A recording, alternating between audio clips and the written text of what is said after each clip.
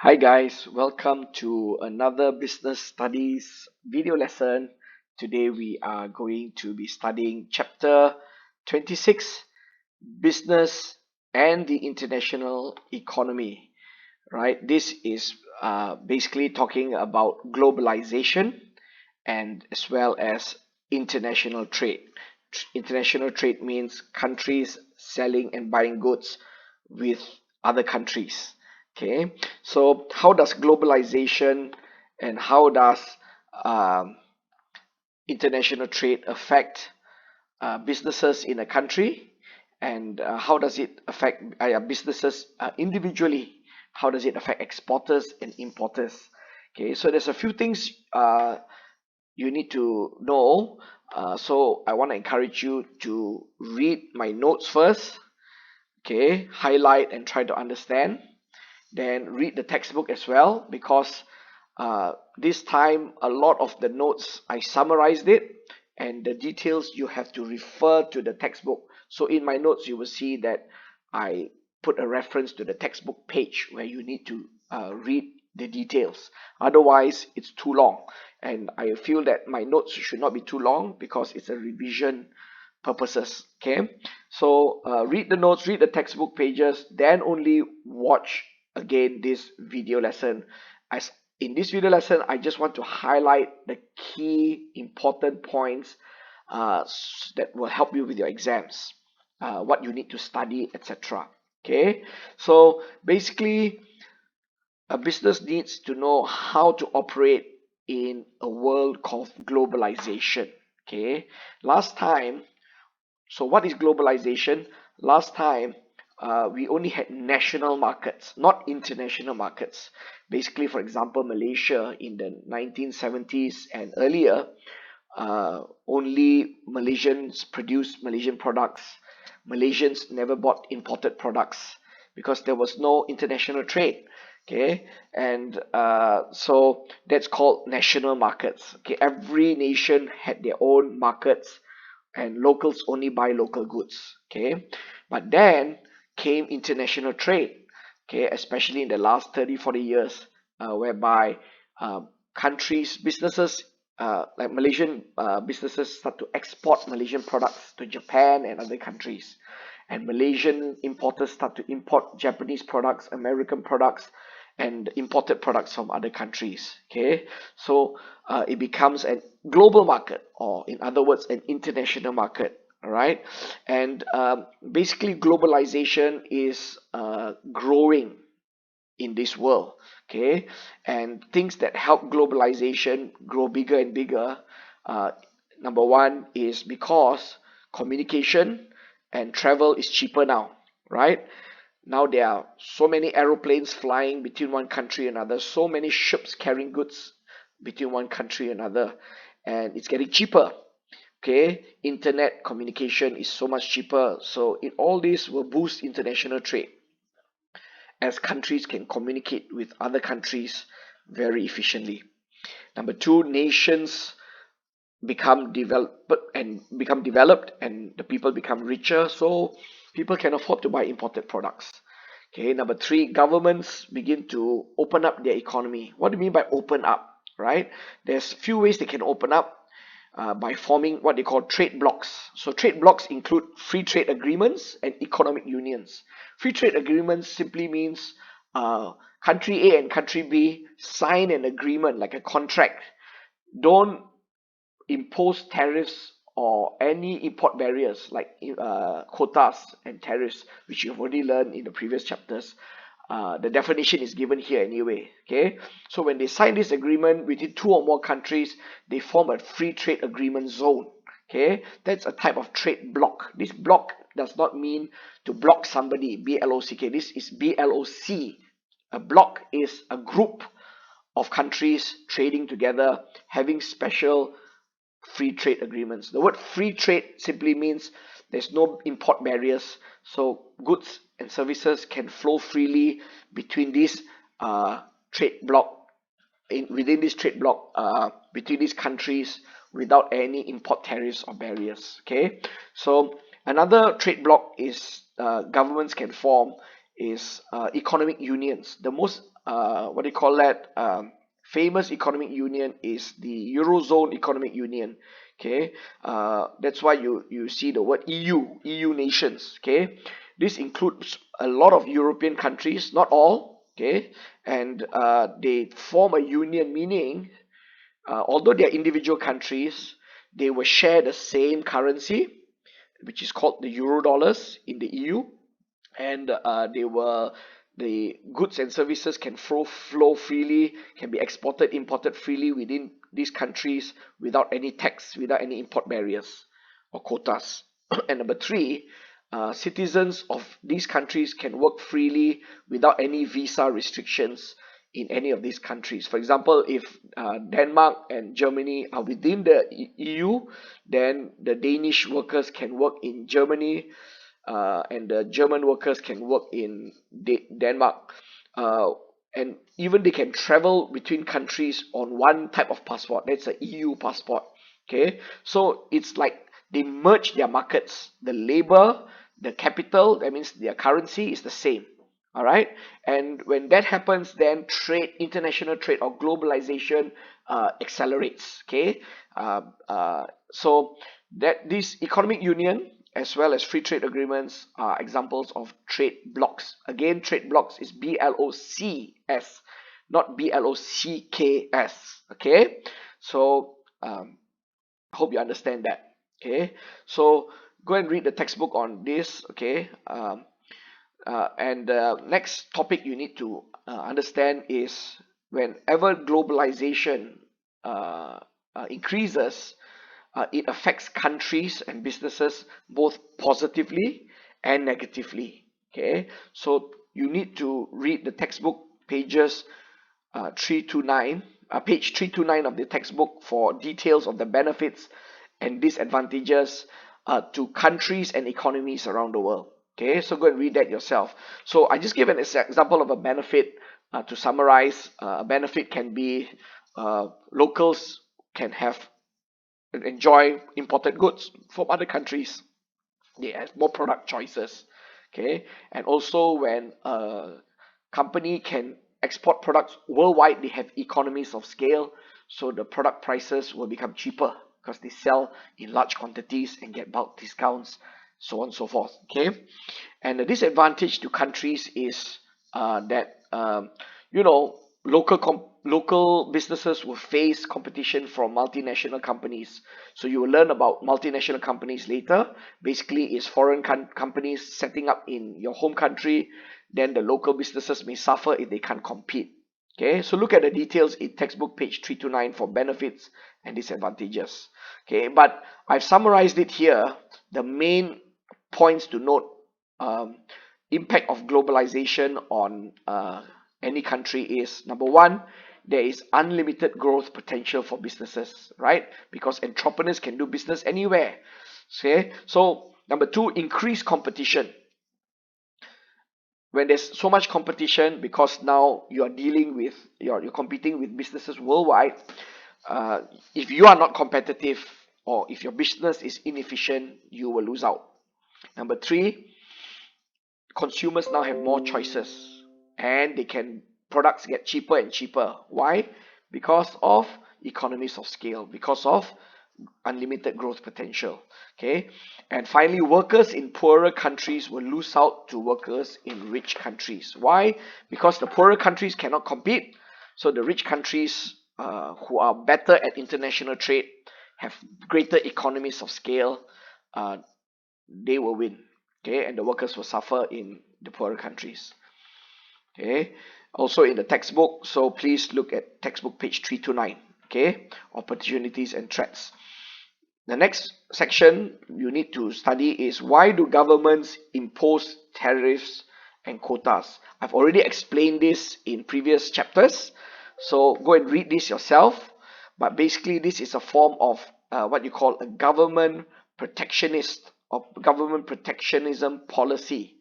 Okay, it's just meaning the government wants to protect local businesses because they cannot compete with foreign businesses that has invaded their country with their goods and services. Okay, and also it's a form of tax revenue for the local government.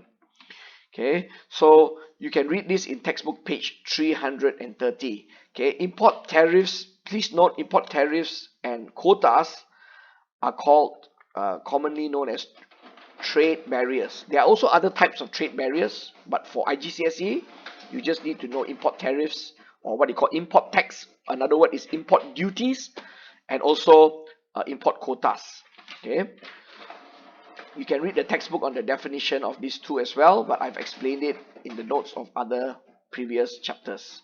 So the next section you have to learn is what are multinational businesses. Now I want to first highlight uh, you have interchangeable words.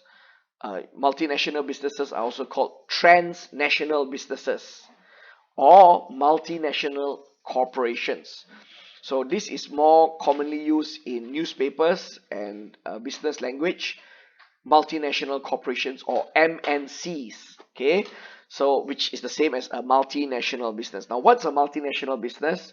It's a business which sets up factories or sales offices in more than one country. Okay, now note that it's different from exporters. An exporter only has a factory in one country. I give an example.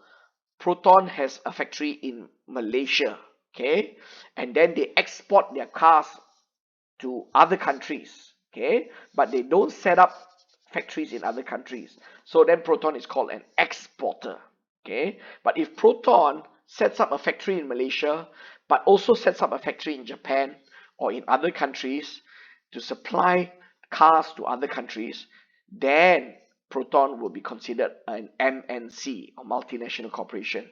So multinational business is a business which produces goods and services in more than one country. The keyword here is produces or manufactures goods and services in more than one country. If they just manufacture in one country and export, they're called exporters instead.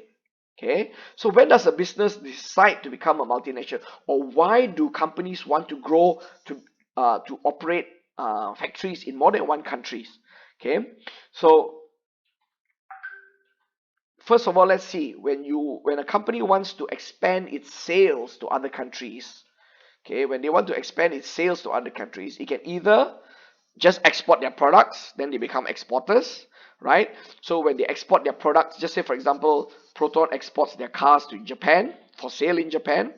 Maybe a local wholesaler, car wholesaler in Japan, or what you call an agent in Japan, will help them distribute the cars. So Proton just exports and leaves it to the agent in Japan to sell. Okay, so that's one way. Another way is that Proton can form a joint venture with a Japanese company. So a Japanese company who are experienced in the car market, they know how to set up the factory, they know how to import cars and sell Proton cars in Japan. Okay, so but a lot of the operations are done by the joint venture Japanese partner itself. Okay, or number three, Proton Malaysia can open their own factory and run their own business operations in Japan. So that's when Proton will become an MNC, okay, because they're opening factories, sales outlets in other countries. Okay, so we are dealing here in this chapter with MNCs, okay, not the other first two. So factors to consider before deciding if a business should become an MNC. All right, so uh, becoming an MNC means opening factories in more than one country is very expensive and takes a lot of time. Okay, and so also they have to hire workers and set up their business operations in these countries. Okay, and so the business needs to consider very carefully if they are the factors they need to consider whether before they decide to do this, whether it's worth it or not, okay, to spend that money and to waste that time. Okay, and the details of this you can see textbook pages 331 and 332 for list of factors, and you're dealing with economic factors, social political means the social factors and the political factors, and the infrastructure and operational factors to consider before a company should decide if they want to become an MNC. All right, so the details are in textbook page 331 and 332. Next, what is the benefit of businesses becoming MNCs? Okay, so benefits is in page 332 and 333 of the textbook. And what are the potential threats or dangers of a business operating as an MNC in another country? Okay, so the list of potential problems or threats is in textbook page 333. Okay, so read the textbook on this. I didn't want to relist it down in the notes because then the notes will become as long as the textbook. Okay, this is quite a long chapter, but I'm trying in this video lesson to sum it up. What my notes will tell you, these are the things that you need to study that will come out for exams. Okay, and it summarizes what you need to study in the textbook. Okay, so next you need to understand there are benefits and problems caused to a country hosting MNCs. Okay, so you first need to note a host country. A home country is the country where the MNC comes from. Okay, for example, Proton Malaysia, the home country is Malaysia. Alright, so when they expand their business by opening another factory in a foreign country, the foreign country is the host country. Okay, the country that hosts or welcomes Proton Malaysia to set up business factory in that country. Okay, so countries benefit from MNCs operating in their country, obviously, but also MNCs can cause some problems in the host country. Okay, so read textbook pages 334 and 335 for the list of benefits and drawbacks of an MNC's impact in a host country. Okay, examples basically, obviously, MNCs will create jobs for the host country citizens, right? And then their profits will be taxed, and so it contributes to tax revenue to the host country government, okay, which they can use to provide essential services and build infrastructure for the Malaysian people. Okay, but however, MNC like Sony that comes into Malaysia, for example, Sony sells electronic products like TVs and other gadgets, right? So the problem is Sony can cause a Malaysian electronics goods manufacturer to suffer because they can't compete with Sony. Okay, so that's one of the drawbacks. Okay, so see textbook page 234 and 235, the list of benefits and drawbacks. Okay, now the next thing you need to study is what you call exchange rates. Okay, so basically this is the definition. An exchange rate is the price of one currency in terms of another. So for example, $1 equals to 4 ringgit. In fact, this is basically the average current exchange rate real life situation. Okay, but it fluctuates, means it can go up or down. Okay, so when you say it fluctuates or the exchange rate moves, okay, that means the US dollar can strengthen against the ringgit. In other words, the ringgit weakens against the US dollar. Or you can say the US dollar weakens against the ringgit, which means the ringgit is strengthened against the US dollar. So you compare currency value by comparing with another currency. Okay, so that's what you call exchange rates. Okay, the rate of exchange. $1 US dollar can buy you 4 ringgit. Okay, so how are exchange rates determined?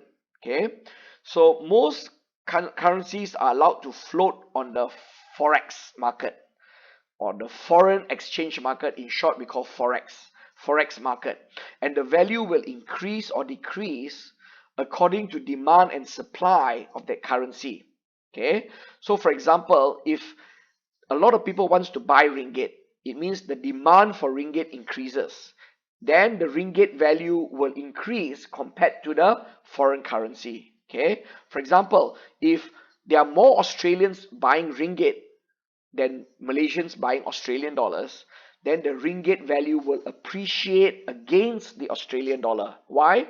Because demand for ringgit by Australians are higher than the demand for ringgit from Australians. Okay, so when demand for ringgit increases, then the ringgit will strengthen against the currency they are changing, which is in this example Australian dollars.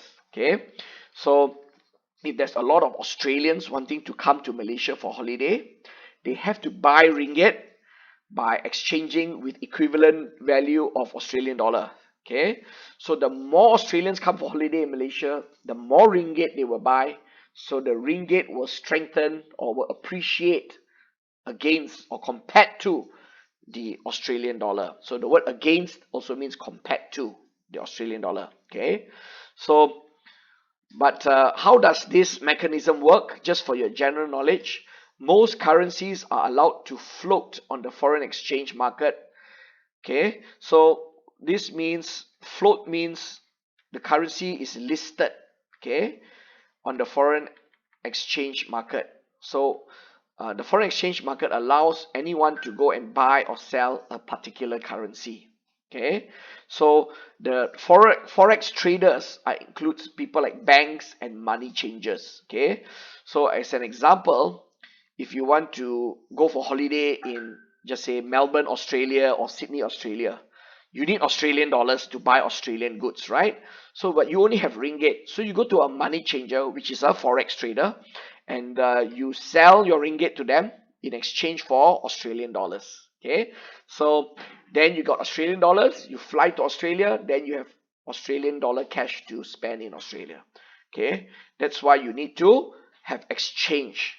You need to know the exchange rate and exchange the ringgit for Australian dollar. Okay, and so you will be affected if the Australian ringgit strengthens against the ringgit. Then you have to use more ringgit.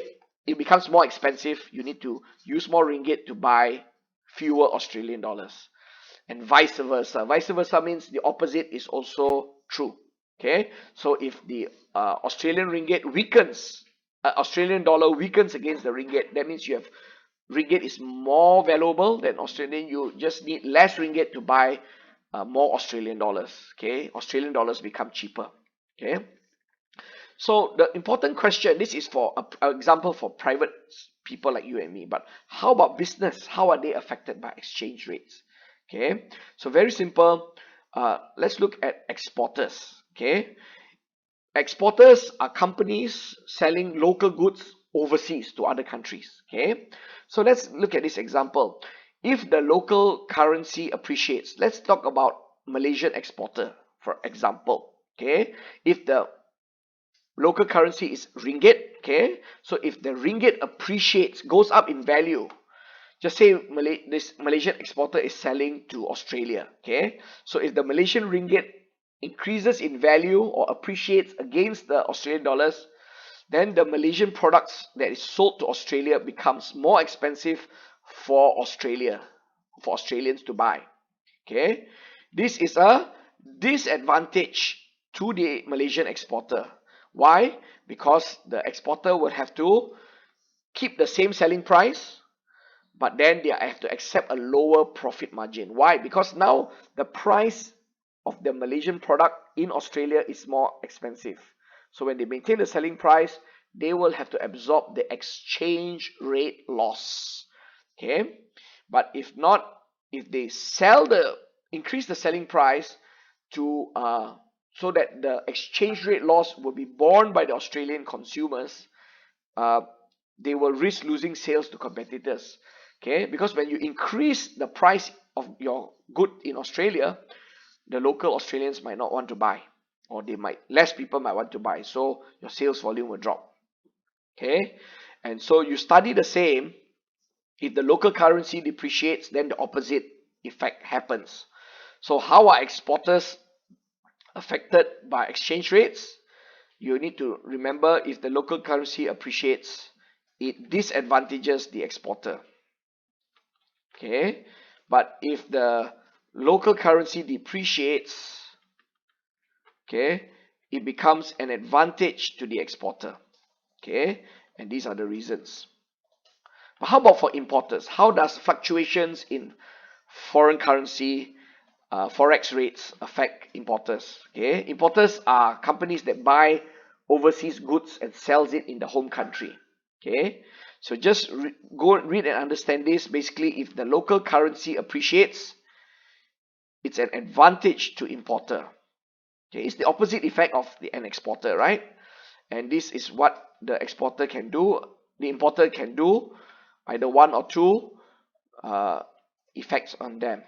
But if the local currency depreciates, okay, it's a disadvantage to the importer, okay, and they can either take one of two actions, one or two, and it will affect them differently, okay.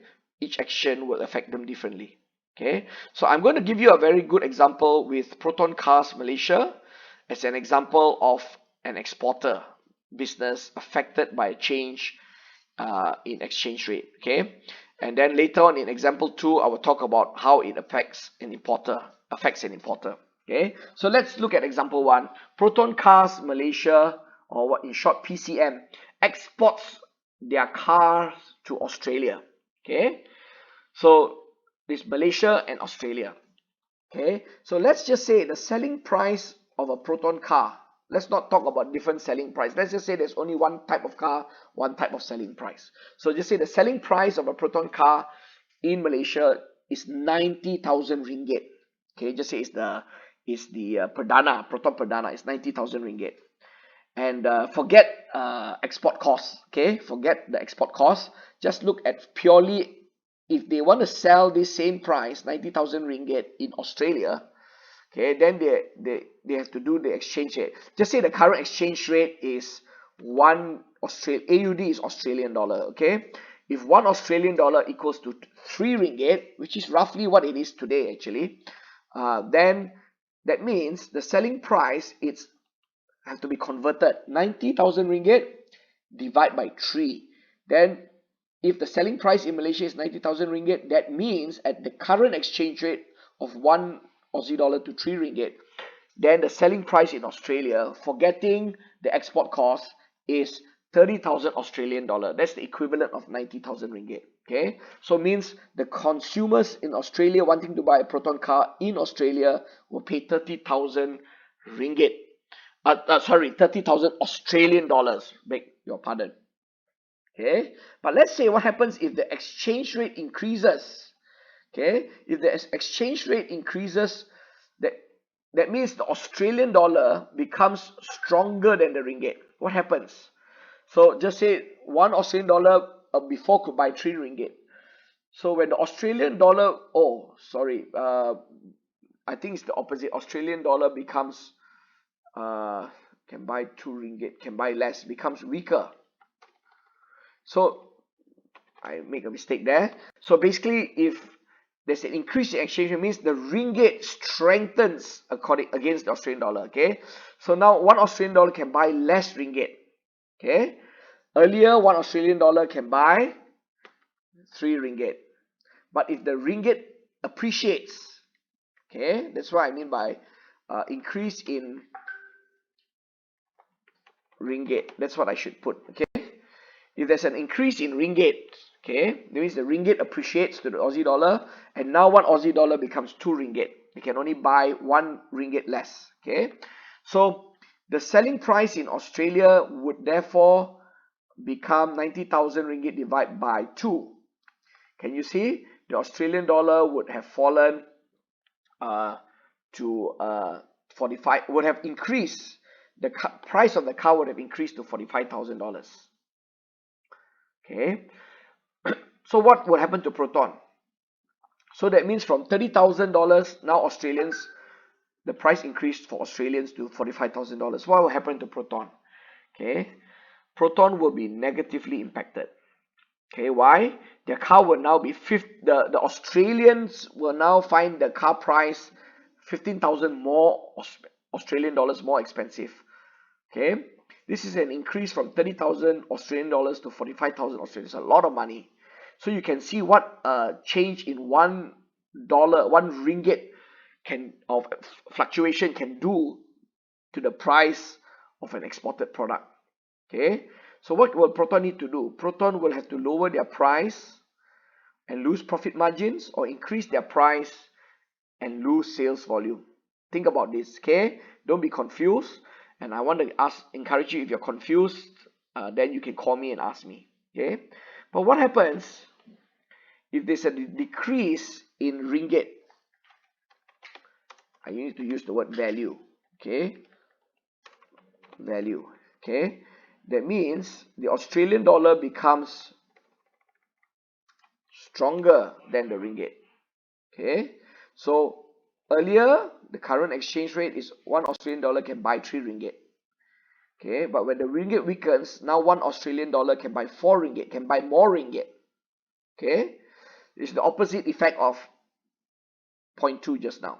Okay, so then the new selling price of Proton car in Australia would have dropped 90,000 ringgit divided by 4 now. So would have dropped to 22,500 Australian dollars. Wow, from 30,000 dropped to 22,500. So Proton will be positively impacted as the car will now be 7,500 Australian dollars cheaper for Australians. Okay, what will happen? What can Proton do? They can either maintain their price of $30,000, right, and earn higher profit margin, or they can reduce their price to 22,500 and potentially increase sales volume. Why? When the car is cheaper for Australians, more Australians may buy. Okay, so that's for exporter. Example for importer. Okay, let's look at Apple Malaysia imports iPhone into Malaysia. Okay, let's just give an example. If the selling price per iPhone is in the US is USD 1,000 US dollars, then if the current exchange rate is 1 US dollar equals 4 ringgit, means 1 US dollar can buy 4 ringgit. That means the selling price of iPhone in Malaysia is 4,000 ringgit, 1,000 US times 4. Okay, so just say if there's an increase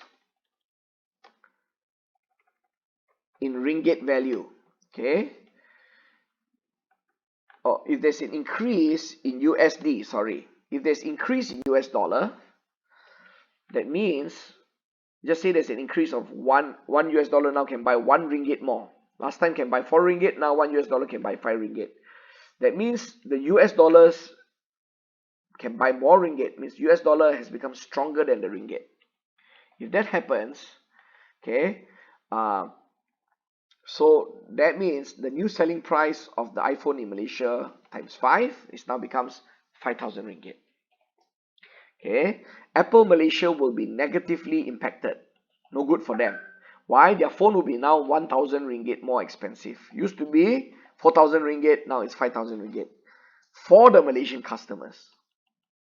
So what can Apple Malaysia do? Apple Malaysia can either lower their price and lose the profit margins, or increase their price and lose sales volume. Basically, it's a question of whether they want to pass that exchange rate loss, okay, to the customers, or bear the loss themselves. Either way, it will affect sales volume or profit margin. Okay, but what happens if there is a decrease in US dollar value? Okay, just now was increase, now there's a decrease in USD value. So now earlier 1 USD can buy 4 ringgit, now 1 US dollar can only buy 3 ringgit. Okay, the US dollar has become weaker than the ringgit. What happens to this Apple phone importer? Okay, so the selling price will reduce to 3,000 ringgit. Okay, so Apple Malaysia will be positively impacted. Why? Their phone. Their phone will now be 1,000 ringgit cheaper for Malaysian customers.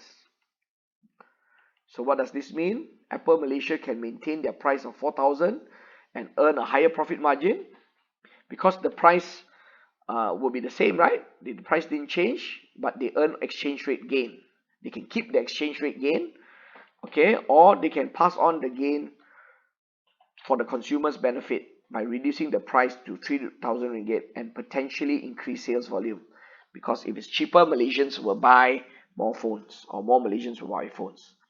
So guys, again, if you do not understand, it's a bit complex. You just need to read and read again and do some case study examples. If you still don't understand, please look for me, call me, message me.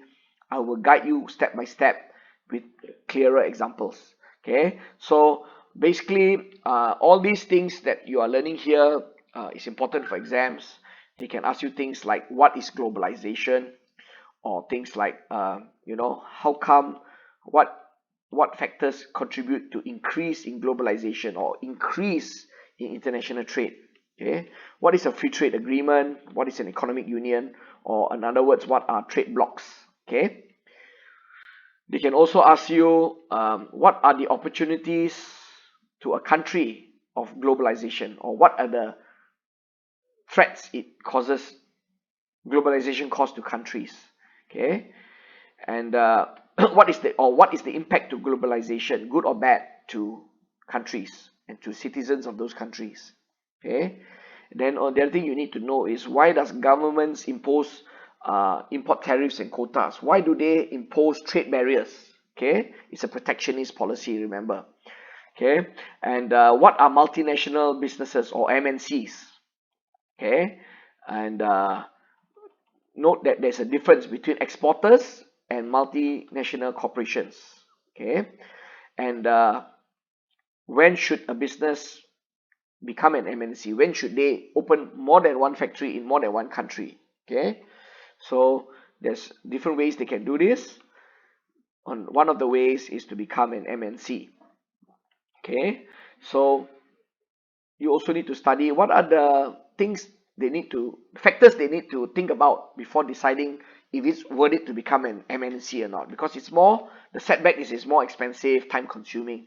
But what are the reasons why they should become an MNC? So all this is in the textbook. Okay, so benefits and threats of becoming an MNC, benefits and threats of MNCs to uh, foreign countries. Okay, benefits of business customers not becoming MNCs. Benefits of MNCs to foreign countries. Okay, and also threats of MNCs, dangers of MNCs to foreign countries.